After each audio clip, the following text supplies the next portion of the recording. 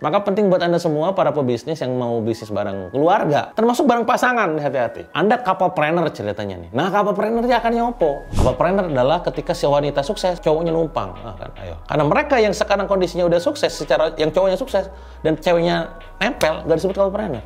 Itu kan ribet amat, itu kan keluarga, jangan seribet itu ya ente. Itu masalahnya sebenarnya. Bisnis harus dijalankan secara profesional, walaupun itu kekeluargaan. Tak banyak bisnis kekeluargaan yang awalnya ujungnya malah jadi bencana gitu.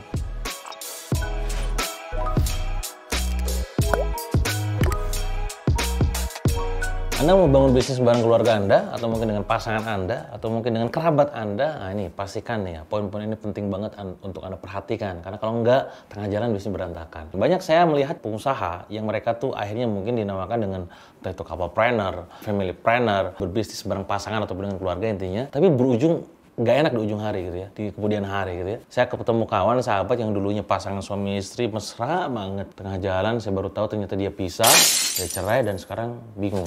Bagian gonogininya dan bisnisnya juga bingung, yang mana yang megang gitu ya. Tak jarang juga saya punya kawan yang dulunya rapat banget suami istri gitu ya. Tengah jalan kodarullah pisah, boom gitu ya. Apa yang terjadi kawan-kawan semua? Satu sama lain saling menjelekkan, itu bahaya banget gitu ya. Nah pun juga sama, ketika keluarga dibangun banyak dinamikanya tuh. Ketika zamannya si bapaknya gitu ya, atau si ibunya, oh rame tumbuh. Ketika anaknya turun, anaknya yang nggak punya passion, wah rame berantakan.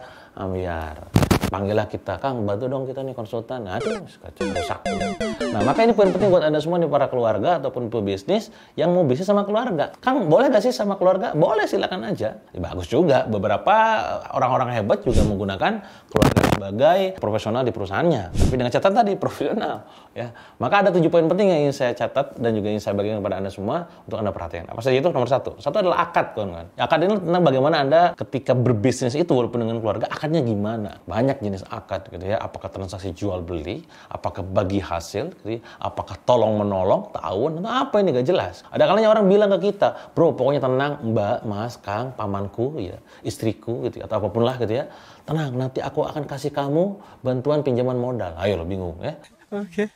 Kasih kamu bantuan pinjaman modal. Bantuan adalah hibah, pinjaman adalah hutang, modal adalah equity. Ayo naon eta ya. Bingung kan? Nah, dari sini aja udah gak jelas. Apa namanya adikku misalkan aku makasih ya gitu kan. Diterimalah sama dia. Di duit pakai duit 100 juta. Tengah jalan tiba-tiba si pamannya butuh duit. Dek, kemarin yang uang 100 juta ada nggak? Yang mana? Paman, mang gitu. Yang mana? Wah atau mana? Ya itu yang kemarin. Kan udah dipakai buat bikin ini, buat bikin restoran gitu kan. Loh, aku butuh. Gimana? Bingung kan? Ini dikembalikan atau gimana nih, Hayat?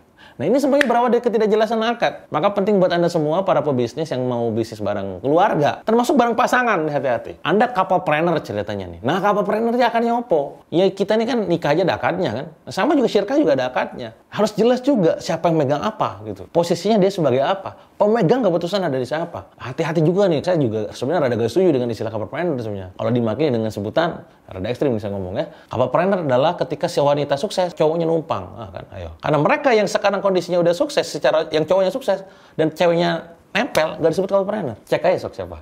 Bener gak? Keras udah ngomongannya. Nah ini penting, maka sekali lagi ini tentang maruah Anda sebagai seorang suami. Kalau misalkan cowok, yang cewek juga sadar, woy, Anda itu harus patuh taat sama suami gitu. Nah ini penting sekali lagi, akad itu penting. Jangan, udahlah kita kan bareng-bareng ya sayang, semuanya kan, sekarang indah. Tengah jalan ada masalah gitu kan, tiba-tiba ada, wah problematika, biar meledak gila-gila. Jadi please dari sekarang akadnya dulu. Kang, saya udah terlanjur gimana? Sok ngobrol sama pasangan. Ya gimana nih akadnya kita gitu ya. Gak ada istilah uang aku, uang kamu ya. Kagak ada, kudu clear. Seorang wanita itu tidak harus tahu uang suaminya berapa. Seorang suami gak harus ngasih tahu uang istrinya tuh. Nih aku, income-ku total semua 300 juta ya yang nanti. Itu hukum dari mana gitu ya. Nah sekali lagi ini penting buat dipahami nih. Akadnya diperclear. Nanti kalau sirkah tuh ya, sirkah apa? Harus diperjelas. Mudorobahkah? Inankah? Abdankah? Ketika sudah terjadi, berapa bagi hasilnya? Kapan, gimana dan seterusnya. Clearkan semuanya di awal. Nomor 2 yang penting adalah tentang job desk ataupun pekerjaan ataupun tugasnya. Kan. Ada kalanya mungkin kita punya kakak. Kakak kita ini katakanlah jago dalam speak gitu ya, ngomong-ngomong. Mungkin dia jadi seorang PR ataupun markom. Tapi ternyata adiknya, Anda gitu ya, Anda jago dalam masalah operation. ya maka Anda bagian di operation. Misalkan ibunya gitu ya, dia jago dalam leadership misalkan, memang dari awal dibangun oleh dia. Ya mangga silakan juga sebagai seorang leadernya. Ini kudu clear. Oh berarti kalau bicara masalah marketing, branding, selling sama si kakak, oh kalau bicara masalah operation, management dan juga produksi sama si adik. Ini kudu clear. Jangan nanti pada saat omset turun nyalain si adik loh. Apa salah gue kan ngurusin produksi gitu. Nah maka job desk-nya kudu clear. Kalau Anda sekarang belum punya job desk yang jelas dalam perusahaan Anda, dalam family bisnis Anda gitu ya, maka mulai bikin job desk yang jelas. Si ibu apa, si kakak apa, si adik apa, si istri apa, si suami apa. Jelasin semuanya. Udah kan ribet amat, kita kan keluarga, jangan seribet itu ya ente. Itu masalahnya sebenarnya. Mending ribet di awal daripada ribet tengah jalan karena ada masalah. Nih tugasnya ini, marketing, ini ya ranahnya ya. Job desk KPI, selesai. Job desk KPI. Ketika akan sudah beres, job desk dan KPI udah beres, baru masuk nomor 3. Nomor 3 adalah culture. Apa itu culture? Culture adalah habit. Nah, seringkali yang saya temukan bahwa family business itu membawa habit keluarganya dalam perusahaan. Mungkin tadi karena keterbukaan atau saling apa, ya bagus, good gitu ya. Tapi apakah itu culture business yang ingin dibangun di perusahaan Anda? Itu udah dicek.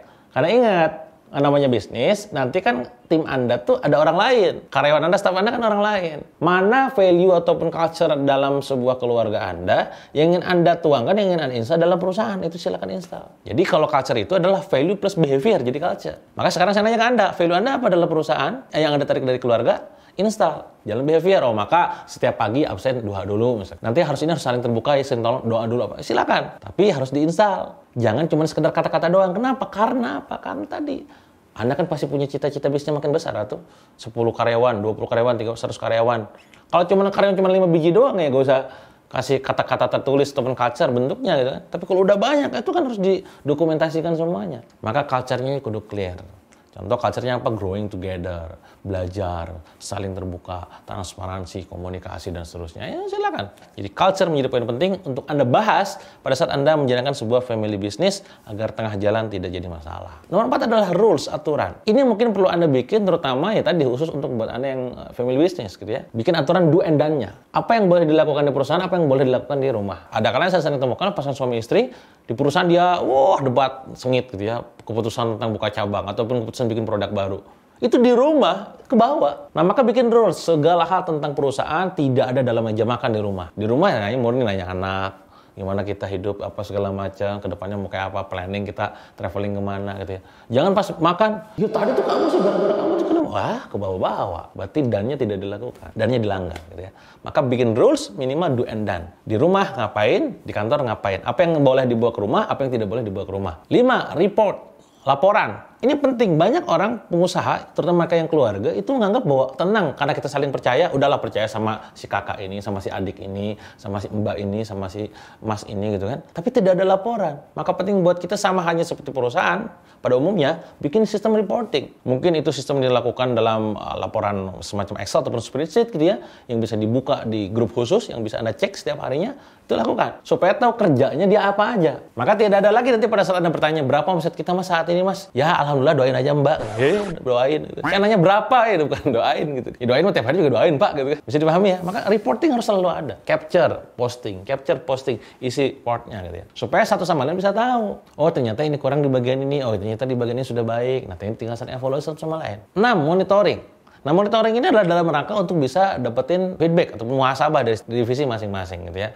Monitoringnya berupa tadi bisa jadi dengan adanya misalkan pertemuan, ya juga coaching gitu ya, atau mungkin sistem dashboard dan sejenisnya. Ini mirip seperti tadi report. Bedanya adalah monitoring Anda memberikan feedback. Kalau report mungkin hanya sekedar satu arah gitu ya. Bisa dipahami ya? Nah, ini harus Anda lakukan juga. Bagaimana cara Anda monitoring mereka? Oh, misalkan ada sebuah aplikasi khusus namanya Basecamp, Anda masuk, cek di situ. Ada Trello atau misalkan grup WhatsApp atau grup Telegram, monitoring seperti apa gitu kan. Oh, nanti di bagian ini ketemu di sini ya, silakan Anda temuin coaching dan lain-lain, mentoring dan lain-lain. Ini penting karena jangan kira bahwa bisnis hanya sekedar jalan saja, ada monitoringnya. Dan itu yang sering saya lakukan juga. Dan nomor 7 adalah yang kalah penting adalah finance ataupun uang.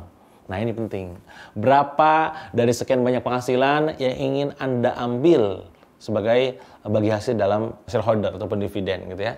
Berapa persen di retained earning atau laba di tahun, berapa persen yang dibagi. Nah, itu harus disepakati. Dan apakah mereka semua ini, Anda semua ini dapat gaji atau tidak?